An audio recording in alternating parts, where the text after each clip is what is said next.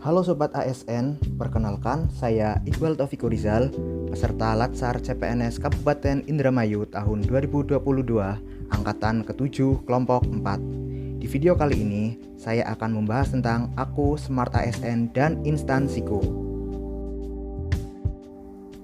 Saya bertugas di Dinas Perhubungan Kabupaten Indramayu sebagai pengelola terminal pada seksi angkutan di bidang lalu lintas dan angkutan.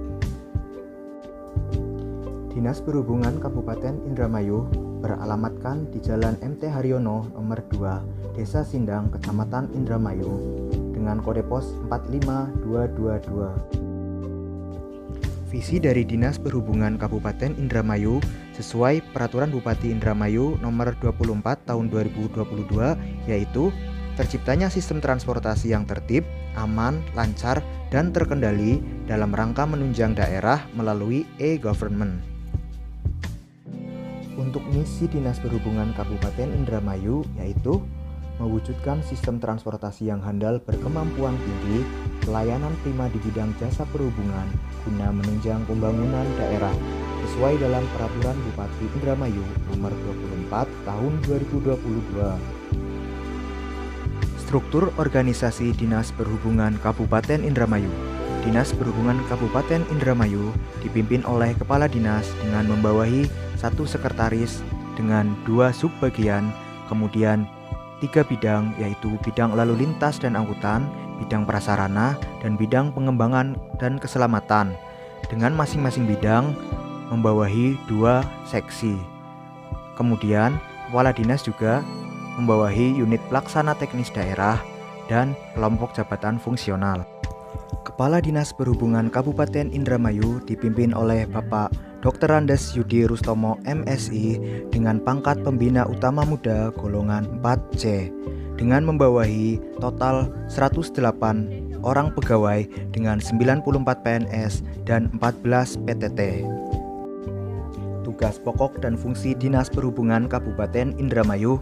Bagian ke-1 sebagai kedudukan.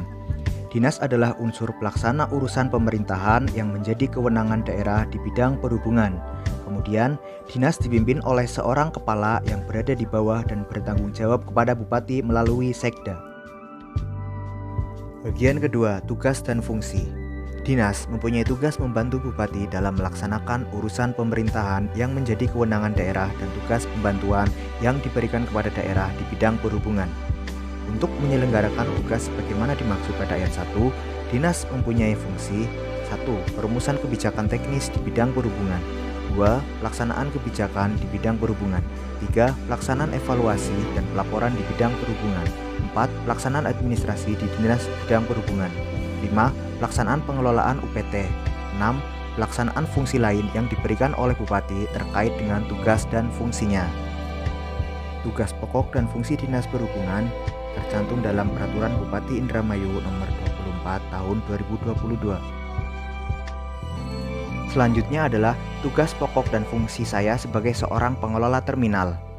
Yang pertama yaitu membantu pelaksanaan pemantauan kondisi terminal dan parkir di wilayah kerja sesuai dengan bidang tugasnya agar dalam pelaksanaan terdapat kesesuaian dengan rencana awal.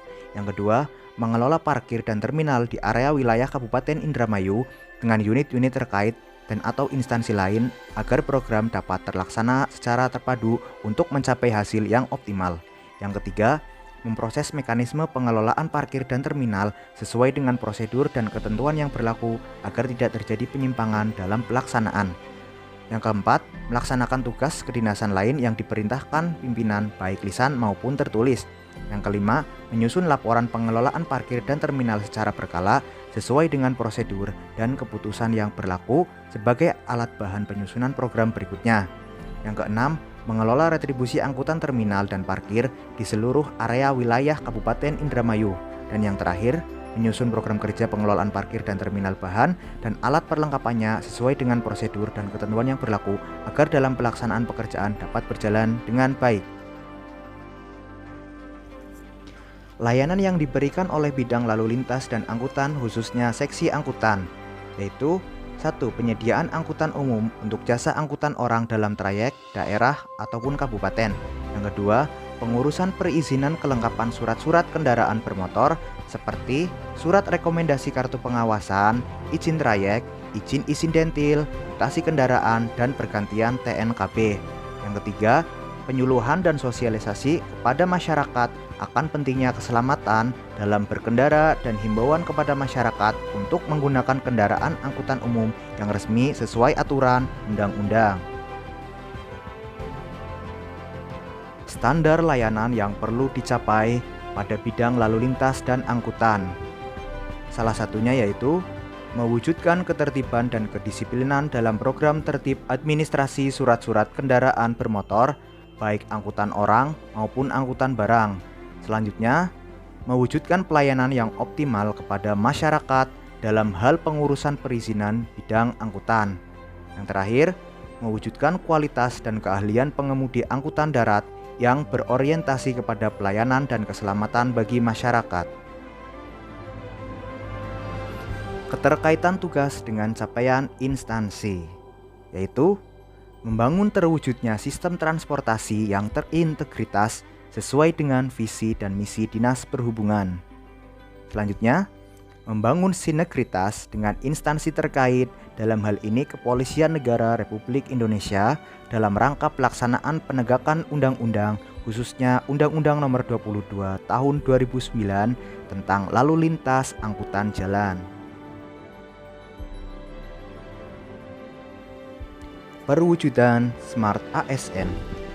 Dalam memberikan pelayanan kepada masyarakat, tentunya dibutuhkan sebuah integritas dan menanamkan jiwa nasionalisme, sehingga pekerjaan dapat dilakukan secara profesional, di mana dalam memberikan pelayanan harus memiliki rasa keramah tamahan dan kepedulian.